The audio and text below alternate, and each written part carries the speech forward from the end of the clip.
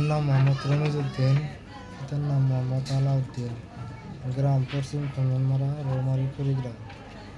আমি দীর্ঘদিন যাবৎ ঢাকা একটা গাজীপুরে প্রাইভেট কোম্পানি গার্মেন্টসে চাকরি করতাম।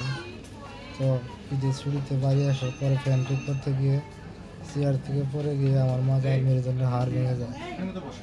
এরপরে আমি উন্নত চিকিৎসার জন্য রংপুরে যাই এবং রংপুর গিয়ে আমার একবার ধরা পড়ে 2 জায়গায় ভেঙে গেছে।